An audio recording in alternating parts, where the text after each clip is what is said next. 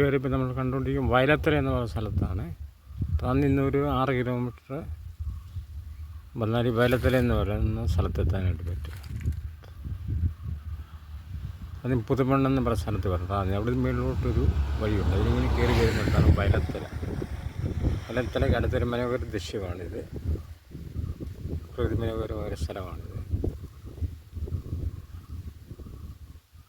വളരെയധികം പച്ചപ്പ് നിറഞ്ഞൊരു മേഖലയാണ് വയലത്തറ. ഇത് റോഡൊക്കെ ടാർ ചെയ്ത് അങ്ങനെ ശരിയാക്കിയിട്ടിരിക്കുകയാണ്. അടുത്തുള്ള ദൃശ്യമാണിത്.